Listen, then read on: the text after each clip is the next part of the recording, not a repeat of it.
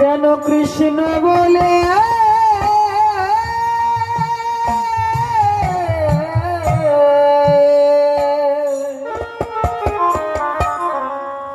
কাঁদিতে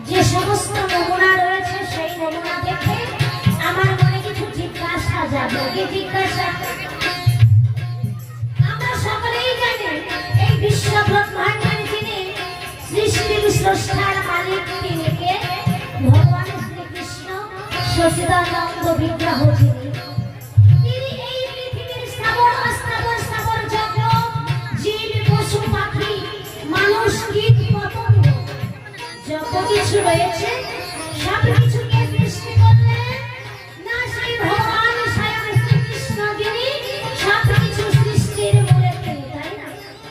এত সুন্দর আসনটা বসেছে, আমরা যত ভক্ত এসেছি কার তৈরি কার সৃষ্টি ভগবান শ্রীকৃষ্ণের সৃষ্টি, তাই না?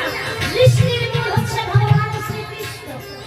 এত সুন্দর পৃথিবীর শস্য শ্যামলা, সাগরের জল বলে, বাতাস বলে, ভূমি বলে, আকাশ বাতাস বায়ু যত কিছু নয় সমস্ত কিছুই তার সৃষ্টি হয়, তাহলে তিনি সমস্ত কিছু এত সুন্দর ভাবে সাজিয়ে রাখলেন, এত সুন্দর সৃষ্টি তিনি করলেন।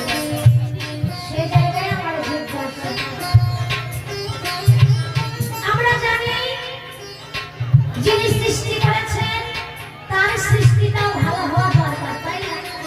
যিনি এত সুন্দর সুন্দর সৃষ্টি করলেন তার সৃষ্টিটা তো অবশ্যই সুন্দর হবে, তাই না? কিন্তু দেখা যায় বাবা ইকোটা একটু ব্লেড করে দেন, তাহলে পরে কথাগুলো বুঝতে সুবিধা হবে। আর আপনি ভোকালটা বাড়িয়ে দেন, মনিটর একটু ভোকালটা দেন, আর মিউজিকটা আপনি ওই বক্সে দিয়ে দেন। তাহলে যিনি এত সুন্দর সৃষ্টি করলেন তার সৃষ্টি অবশ্যই সুন্দর হবে।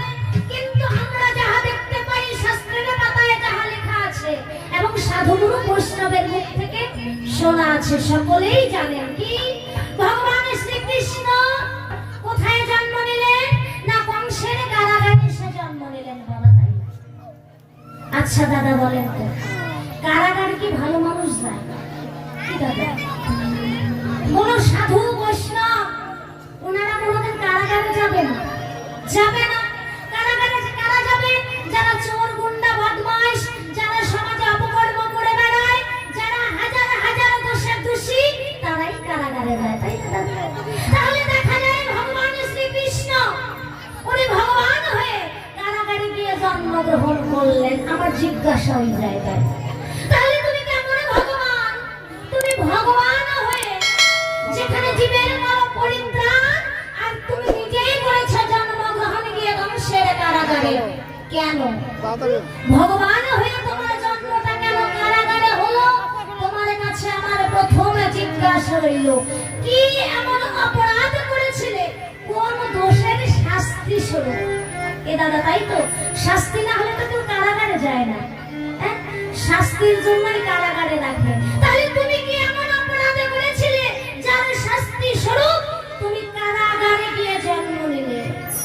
একটাই জিজ্ঞাসা করে যাবে খোলাসা, কেননা ছোট ছোট আসর করতে হবে, পেছন থেকে নির্দেশ এসেছে। বাবা আলোচনা করলে এত সুন্দর ভক্তের আসর, মনে হয় সারাটা রাত বলতে থাকি, জিজ্ঞাসা করতে থাকি, কেননা আমি যত জিজ্ঞাসা করব আমি তত জানতে পারবো, তাই না? আমি যখন জানবো আপনারা ভক্ত স্বজনরা ততই শুনবেন। এতই মধুর লাগে কৃষ্ণ কথা, তাই না? কৃষ্ণ কথা কখনো বন্ধ করতে ইচ্ছা করে না। এই যে এখানে দিন রাত 24 ঘন্টা একটাই তো নাম হয়েছে, তাই না? হরে কৃষ্ণ কৃষ্ণ কৃষ্ণ হরে হরে, হরে রাম রাম রাম হরে হরে।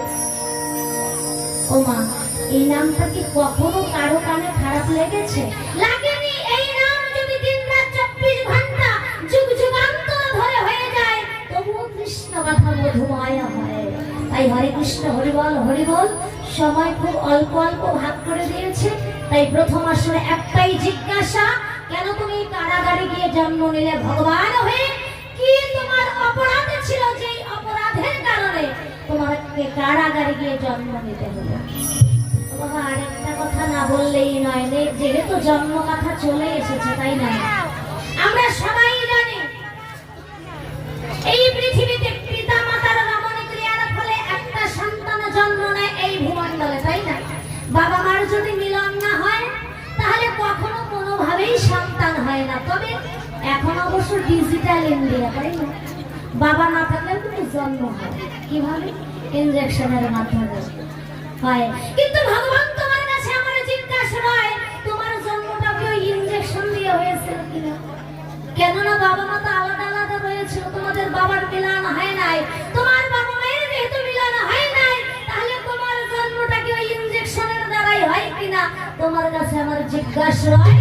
যদি জানা থাকে তাহলে সঠিক ভাবে খুলে বলবে এই ধর্মসভায়। মা, আর গান গাইব না, অনেকক্ষণ সময় হয়ে গেছে, তাই এবারে আপনাদের কাছ থেকে আমি বিদায় নেব। আমার বিপক্ষের সরকার আসরে পাঠাবো।